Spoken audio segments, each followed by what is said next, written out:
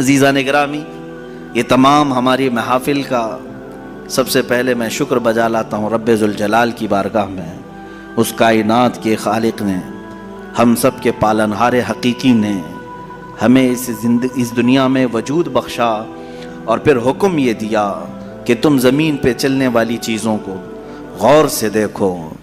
قل انظروا ماذا فی السماوات والارض، تم آسمانوں میں غور سے دیکھو کیا کیا چیزیں ہیں۔ یہ کیوں دیکھنے کا حکم بار بار رب تعالیٰ ہمیں فرماتا ہے؟ اس لیے کہ تم مجھ تک پہنچ سکو، رب تعالیٰ کی معرفت تمہیں حاصل ہو جائے۔ انسان کا اس دنیا میں آنے کا ایک مقصد یہی ہے کہ وہ اپنے خالق کو پہچانے، اپنے مالک کو پہچانے، اپنے رب کو، اپنے پالنے والے کو پہچانے۔ اور دنیا یہاں ہر ایک کو پہچانتی رہ گئی، اور رب ذوالجلال جس کو پہچاننے کے لیے بھیجا گیا تھا اس کی طرف تک وہ دو بھی نہیں کیا، محنت بھی نہیں کیا اور پوچھا بھی نہیں۔ میرے عزیزو، لاکھوں راستے ہیں اس مولا کو پہچاننے کے، اس کے باوجود آج لاکھوں انسان گمراہ ہیں، مشرک ہیں، کافر ہیں، کچھ تو خدائے ذوالجلال کا انکار کرنے والے اور کچھ غفلت میں موجود ہیں۔ لیکن وہ خوش نصیب انسان ہے جسے اللہ کی معرفت حاصل ہو گئی، رب تعالیٰ نے اپنی طرف اسے راستہ دے دیا اور وہ اپنے مالک کو پہچانا اور اپنے سر کو محفوظ رکھا صرف اسی بارگاہ میں جھکانے کے لیے۔ وہ دنیا کا عظیم انسان ہے، وہ دنیا کا خوش نصیب انسان ہے۔ باقی سب جو بھولے بھٹکے ہیں، راستہ بھٹکے ہوئے ہیں، ان کے لیے ہمیں کہا گیا کہ تم انہیں سیدھے راستے کی طرف بلاؤ۔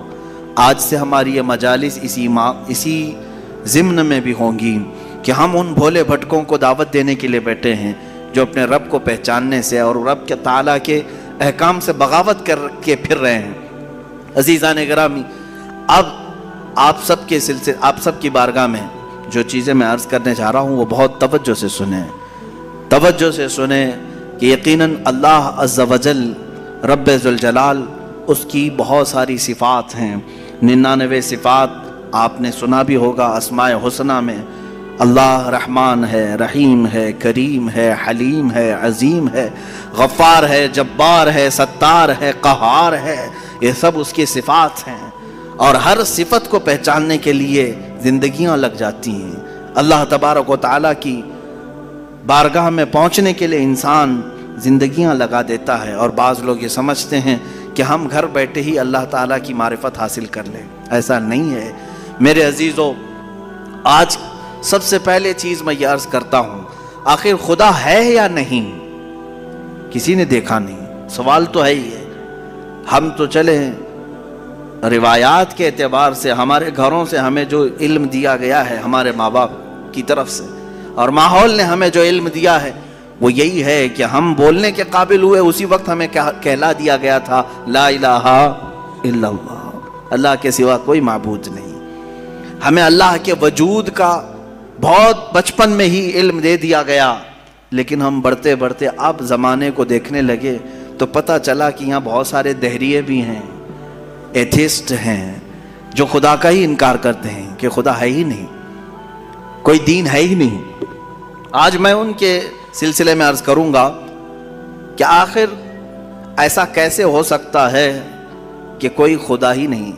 یہ اور بات ہے کہ ایک ہے، دو ہے، کون ہے، اس پر الگ بحث، لیکن جن لوگوں نے کہا ہے ہی نہیں تو مجھے تعجب ہوتا ہے کہ آخر عقل تمہاری ہے یا نہیں؟ عقل سے اگر سوچو گے تو پھر تمہیں مجبوراً کسی نتیجے پر جانا ہوگا۔ امام اعظم ابو حنیفہ رضی اللہ تعالیٰ عنہ دہریوں کے لیے کھلی تلوار تھے۔ دہریہ کس کو کہتے ہیں؟ جو خدا کا ہی انکار کرتا ہے، یعنی کوئی نہیں ہے، نہ بھگوان ہے، نہ خدا ہے، کوئی چیز ہے ہی نہیں، ہم خود سے چل رہے ہیں۔ امام اعظم رضی اللہ تعالیٰ عنہ کی بارگاہ میں ایک جماعت آئی ملحدین کی، اور وہ تلواریں لے کر کے ہی آتے تھے کہ موقع پا کر کے انہیں قتل کر دیں۔ ایک دن امام اعظم ابو حنیفہ رضی اللہ تعالیٰ ان کی جماعت کو آتے ہوئے دیکھا، اور اچانک آپ اپنی مجلس سے کھڑے ہوئے اور کہنے لگے میں کچھ گہری سوچ میں ہوں۔ وہ قریب آئے اور پوچھا کیا سوچ رہے ہیں آپ؟ کہا کہ میں نے سنا ہے کہ ایک سمندر میں کشتی چل رہی ہے اور اس پر سامان خود سے لد جاتا ہے، اور بڑی برابر منزلوں پر وہ رکتی ہے اور اپنا سامان خود ہی اتارتی ہے، نہ اسے کوئی چلاتا ہے نہ لوڈنگ انلوڈنگ کرنے والے کوئی مزدور ہیں، وہ خود بخود سامان لیتی ہے، خود بخود سامان اتارتی ہے۔ یہ روبوٹک دنیا بھی نہیں تھی اس وقت کہ وہ یقین کر لیتے، سائنسی دنیا بھی نہیں تھی اس وقت۔ تو ان دہریوں نے کہا کیا مذاق کر رہے ہیں آپ کہ سمندر میں کشتی بغیر ملاح کے، بغیر کیپٹن کے چل رہی ہے اور خود سامان لوڈ کر رہی، اتار رہی ہے، ہمارے ساتھ مذاق کر رہے ہیں آپ؟ ہم عقل والے لوگ ہیں، آپ کی اس بات پر کوئی بیوقوفی یقین کر سکے گا؟ امام اعظم ابو حنیفہ رضی اللہ تعالیٰ عنہ فرماتے ہیں اتنی جب تجھے عقل ہے کہ ایک کشتی سمندر پر بغیر کسی چلانے والے کے نہیں چلتی، تو یہ پورے کائنات کا نظام بغیر چلانے والے کے کیسے چل سکتا ہے؟ برابر وقت پر سورج کا طلوع ہونا، برابر وقت پر سورج کا غروب ہو جانا، چاند کا اپنی منزلوں پر چلنا، اور یہ سمندروں کا برابر اپنے مدار میں رہنا، اور یہ زمین کا طرح طرح کے پودے اگنا، اس میں پھول کا آنا، پھلوں کا آنا، یہ کیا اللہ کے ہونے کی نشانیاں نہیں ہیں؟ کوئی تو ہے جو یہ سارا نظام چلا رہا ہے۔ ہاں تم یہ کہہ سکتے ہو کہ مشینیں ہم چلا رہے ہیں، پنکھے ہم چلا رہے ہیں، لائٹ ہم چلا رہے ہیں، چلاؤ دنیا کی ساری مشینیں چلاؤ، لیکن میں اگر ایک فیلڈ میں آؤں ان دہریوں سے پوچھتا ہوں۔ امام شافعی رحمۃ اللہ علیہ نے کیا جواب دیا؟ میں چاروں اماموں کی بات بتا دیتا ہوں۔ چاروں اماموں نے رب ذوالجلال کے وجود کے متعلق کیا کیا کہا ہے۔ امام مالک نے تو یوں فرمایا، آپ سے پوچھا گیا کہ خدا ہے؟ انہوں نے کہا ہاں۔ کیا دلیل کیا ہے؟ کہتے ہیں کہ زبانوں کا مختلف ہونا، انسانوں کی زبانوں کا الگ الگ ہونا اور الگ الگ نسلوں کا ہونا، یہ اللہ کے وجود کی دلیل ہے۔ امام شافعی سے پوچھا گیا آپ کوئی دلیل دیں گے کہ کوئی ہے؟ آپ نے کتنی پیاری بات فرمائی، ارشاد فرماتے ہیں شہتوت کا درخت دیکھا ہے؟ شہتوت کا درخت آپ نے دیکھا ہے؟ شہتوت جو ہے بہت باریک باریک سے پھل ہوتے ہیں، میٹھے ہوتے ہیں، اور اس کا پتا جو ہے وہ کئی قسم کے جانور کھاتے ہیں۔ شہتوت کے پتے کو شہد کی مکھی بھی چوستی ہے، شہتوت کے پتے کو گائے بکریاں بھی کھاتی ہیں، ہرن بھی کھاتی ہے، یہ سب کے سب شہتوت کے پتے کو کھاتے ہیں۔ شہتوت کا پتا ایک رنگ کا ہوتا ہے، ایک ہی ٹیسٹ کا ہوتا ہے۔ امام شافعی فرماتے ہیں شہد کی مکھی اسی شہتوت کے پتے پر بیٹھتی ہے، چوستی ہے، اور اپنے چھتے میں جا کر کے شہد اگل رہی ہے۔ بکریاں اور گائے اس شہتوت کے پتے کو کھاتی ہیں، مینگنیاں ڈال رہی ہیں یا دودھ دے رہی ہیں۔ اسی شہتوت کے پتے کو ہرن کھاتی ہے، ہرن نافع پیدا کرتی ہے جو مشک کی طرح ایک نافع ہوتا ہے، نہایت ہی اچھی خوشبو اس کے اندر آتی ہے۔ امام شافعی فرماتے ہیں ایک شہتوت کا پتا بکری میں جائے تو الگ اثر کرے، شہد کی مکھی میں جائے تو الگ اثر کرے، گائے میں جائے اور ہرن میں جائے تو الگ اثر کرے، آخر ایک شہتوت کے پتے سے نافع، دودھ اور شہد بناتا کون ہے؟ بناتا کون ہے؟ اسی میں امام شافعی فرماتے ہیں ہم روٹی کا ایک ٹکڑا کھاتے ہیں، روٹی کا ایک ٹکڑا کھاتے ہیں، اندر جسم میں یہ روٹی جانے کے بعد آپ سب کو معلوم ہے اس میں سے کچھ حصہ گوشت بنتا ہے، کچھ حصہ خون بنتا ہے، کچھ حصہ پیپ بنتا ہے، کچھ حصہ منی بنتا ہے، باقی کا بچا ہوا فضلہ پخانہ بن کر نکل جاتا ہے۔ ایک روٹی گیہوں کی کھاؤ، جو کی کھاؤ، جوار کی کھاؤ، روٹی ایک ہی طرح کی ہے، اور اس سے گوشت کون بناتا ہے، خون کون بناتا ہے، اور پیپ کون بناتا ہے، منی کون بناتا ہے، سب کی الگ الگ قسمیں ہیں۔ امام شافعی فرماتے ہیں تمہاری ہزاروں مشینیں ایک طرف، لیکن اندر جو نظام چلاتا ہے وہ کوئی تو ایک ہے، کوئی تو ہے، تمہیں ماننا ہوگا۔ میں دہریوں کے متعلق کہہ رہا ہوں جو ملحدین ایتھیسٹ ہیں، جن کا کہنا ہے کہ کوئی ہے ہی نہیں، کوئی خدا ہی نہیں، تو ان سے میں کہتا ہوں کوئی بتاؤ تو صحیح آخر یہ چلا کون رہا ہے، یہ کون چلا رہا ہے، ہمارے جسم کے اندر کا نظام کون چلا رہا ہے؟ اور قرآن نے انہی کی طرف بار بار اشاروں میں بتایا ہے، آیات میں، کہ کیا تم دودھ کو نہیں دیکھتے؟ دودھ کہاں سے پیدا ہوتا ہے؟ کہ اللہ تعالیٰ فرماتا ہے کہ ہم نے دودھ کو گائے کے خون اور اس کے گوبر کے بیچ میں سے پیدا کیا ہے۔ اس کا فضلہ گائے کا گوبر ہے پیٹ کے اندر، اور اس کا خون بھی ہے، خون نہایت ہی سرخ، گوبر نہایت ہی الگ رنگ کا، اور اس کے بیچ سے صاف و شفاف دودھ کا نکلنا، دودھ آتا ہے، نہ کبھی اس میں گوبر کی بو آئی، نہ کبھی خون کا رنگ آیا۔ قرآن کہتا ہے آخر یہ کون ہے جو اس طرح صاف ستھری غذا نکالتا ہے؟ تمہارے لیے کیا شہد کی مکھی کو نہیں دیکھتے؟ قرآن کہتا ہے جب وہ ڈنک مارتی ہے تو اس کے زہر کا کوئی علاج نہیں ملتا. شہد کی مکھی اگر ڈنک مارے تو زہر چڑھ جاتا ہے اور کئی لوگوں کی موت بھی ہوتی ہے، لیکن وہی اپنے چھتے پہ بھی تھوکے تو وہ نہایت ہی میٹھی غذا ہے، نہایت ہی میٹھی غذا ہے. شہد کی مکھی اپنا رس چھتے پر ڈالے تو وہ دنیا کی سب سے اچھی غذا، وہی اگر کسی کو ڈنک مارے تو سب سے برا زہر ہے. اعلیٰ حضرت رضی اللہ تعالیٰ عنہ نے اپنے آپ کو یوں فرمایا ہے کہ میں وہ شہد کی مکھی ہوں جس کی مٹھاس کا بھی جواب نہیں، جس کے ڈنک کا بھی جواب نہیں. یہ تو ضمناً میں نے بات عرض کی. خدا قدیر و جبار کے وجود پر میرے عزیزو ایک دو نہیں، لاکھوں مثالیں دنیا میں ہیں، لاکھوں مثالیں. ابھی تو کائنات کے رازوں تک ہم پہنچے ہی کہاں ہیں؟ سمندر کے اندر کی دنیا، پیڑ پودوں کے اندر کی دنیا. اب آئیں امام احمد بن حنبل رضی اللہ تعالیٰ عنہ، یہ کیا فرماتے ہیں؟ آپ سے پوچھا گیا خدا ہے؟ کوئی دلیل ہے آپ کے پاس؟ کہتے ہیں میں تمہیں بتاتا ہوں، ایک قلعہ ہے ایسا کہ چاروں طرف سے بند، نہ ایک سوراخ جانے کا راستہ، نہ اس پہ کھڑکی، نہ دروازہ، کچھ بھی نہیں، ہوا تک نہیں جا سکتی، ہوا تک نہیں جا سکتی، پورا بند ہے. اور اندر اس کے نہایت ہی چمکدار موتیوں کی طرح ہے. پھر اچانک اس قلعے میں اچھلتا کودتا ہوا ایک جان والا پیدا ہوتا ہے اور پھر وہ اس قلعے سے باہر آتا ہے. امام احمد بن حنبل کی ان باتوں کو سن کر لوگوں نے پوچھا ایسا کیسے ہوتا ہے؟ بند قلعہ، ہوا بھی نہیں جاتی، کوئی سوراخ بھی نہیں، اور اس کے اندر سے کوئی اچانک پیدا ہوتا ہے. امام احمد بن حنبل فرماتے ہیں یہ تو روز ہوتا ہے، مرغی کے انڈے میں نہیں دیکھتے. مرغی کا انڈا مجھے بتاؤ اس میں کتنی کھڑکیاں ہیں؟ انڈا تو اوپر سے پورا بند ہوتا ہے، ہوا تک نہیں جاتی، لیکن مرغی اس کو گرم کرے. اب تو مشینوں میں بھی، اب مشینوں سے بھی ہوتا ہے. مجھے یہ بتاؤ وہ انڈے کی زردی اچانک ایک جاندار چوزے کی شکل کیسے اختیار کرتی ہے؟ کون ہے جو اسے چونچ دیتا ہے؟ کون ہے جو اسے پر دیتا ہے؟ اور پھر ہم نے جانوروں کو، پرندوں کو، ہر ایک مخلوق کو دیکھا ہے، ان میں رنگ ایسے بھرے ہوئے رہتے ہیں، دنیا کا کوئی آرٹسٹ بھی اس طرح کے رنگ بھر نہیں سکتا. کیا ہم مور کو نہیں دیکھتے؟ طرح طرح کے خوبصورت اس میں ڈیزائن کیے گئے ہیں، ایسا لگتا ہے کہ کوئی قلم لے کر کے ڈیزائن کیا ہے، کوئی برش سے ڈیزائن کیا ہوا ہے. نہیں میرے عزیزو، یہ قدرت کی شاہکاریاں ہیں، رب ذوالجلال کی شاہکاریاں. اور تم بے شمار خوبصورت مخلوقات کو دیکھو گے. پھر میں ان دہریوں سے پوچھتا ہوں آخر ان تمام کو پیدا کرنے والا کوئی تو ہوگا. تم لاؤ ڈھونڈ کر کے آخر کون ہے یہ سب پیدا کرتا ہے. یہ تو تخلیق، نظریے تخلیق، خدا کو پہچاننے کے 4 نظریے دنیا میں مشہور ہوئے ہیں. الہیات، اس کو علم الہیات کہتے ہیں جو میں بیان کر رہا ہوں. تھیولوجی، سائنس کے نظریے سے بھی، یعنی اللہ کو پہچاننے کے لیے، خدا کو ڈھونڈنے کے لیے نظریے بنائے گئے. فلسفیوں نے الگ، سائنٹسٹ نے الگ، علماء ربانیین نے الگ، حکماء نے الگ، سب کے اپنے اپنے نظریے ہیں.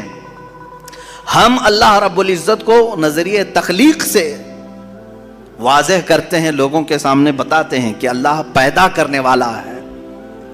کیونکہ قرآن پاک میں جگہ جگہ اس نے، اللہ تعالیٰ نے اپنی ربوبیت کا، اپنی تخلیق کا اظہار جو فرمایا ہے وہ یہی فرمایا کہ تم اتنے کمزور ہو کہ ایک مکھی کو نہیں بنا سکتے، ایک مکھی پیدا نہیں کر سکتے، کتنے کمزور ہو. اور وہ رب ذوالجلال ہزاروں کروڑوں مخلوقات روزانہ بناتا ہے، روزانہ انہیں موت بھی دیتا ہے. حیات و ممات اسی کے دست قدرت میں ہے. عزیزان گرامی وقار، اللہ تعالیٰ کی بے شمار صفات میں سے مجھے کئی صفات پر عرض کرنا تھا. میں سب سے پہلے اس کے وجود پر آپ کے سامنے یہ دلائل رکھا. عام مسلمان بھی کسی دہریے سے کہہ سکتا ہے کہ اللہ کے نہ ہونے پر جو تو اس قدر ناچ رہا ہے. آج ایتھیزم کا بہت زیادہ آج چل رہا ہے. وہ کہتے ہیں کوئی دین دھرم ہوتا نہیں، کچھ نہیں ہوتا ہے، کوئی خدا نہیں ہوتا، دنیا میں ایسے ہی چل رہے ہیں. مذاق کر رہے ہو میاں. ابھی تک تو وہ آٹومیٹک گاڑی بھی نہیں آئی بغیر ڈرائیور والے، ابھی تم بول رہے ہو. بہرحال دنیا میں کوئی چیز کو بنانے والا ہوتا ہے. آٹومیٹک گاڑی آ بھی گئی تو میری اس دلیل کو یہ مت سمجھ لینا کہ گاڑیاں بغیر ڈرائیور کے نہیں چل سکتی. مفتی صاحب نے کہا آپ تھوڑے دنوں کے بعد آنے والی ہے, اس کا مطلب کیا بغیر ڈرائیور کے بھی سب چلتی ہیں؟ میری یہ دلیل اس لیے نہیں ہے. بغیر ڈرائیور والی گاڑی اگر چل بھی گئی تب بھی میں سوال کروں گا کہ اس کو آخر گاڑی کو بنایا کون ہے؟ یہ بنایا کون ہے؟ کوئی تو انسان بنایا ہوگا. تو اسی طرح سے ہر چیز کو دنیا کی آپ کو یہ علم لے کر کے جاتا ہے تھیولوجی کا کہ کوئی نہ کوئی اس کا پیدا کرنے والا ہے, بنانے والا ہے. فلسفی ان کے ہاں ایک قانون ہے, دور اور مسلسل, یعنی تسلسل, کنٹینیو کوئی چیز ہو نہیں سکتی. مثال کے طور پر مجھے پیدا کرنے والا کوئی ہے اور اس کو پیدا کرنے والا کوئی ہے, اس کو پیدا کرنے والا, یہ جو سوچ ہے تسلسل اس کو کہتے ہیں. کہیں جا کر کے سٹاپ ہونا پڑے گا, کہیں جا کے سٹاپ ہونا پڑے گا تمہیں. میں پیدا ہوا میرے باپ سے, میرے باپ پیدا ہوئے دادا سے, دادا پر دادا سے, یہ سلسلہ چل کر کے کہیں تو سٹاپ ہوگا, کہیں جا کے ختم ہونا ہے. تو فلسفی اس بات کو مانتے ہیں کہ دور اور تسلسل محال ہے, یعنی کنٹینیو ایسی جاتا رہے یہ محال ہے.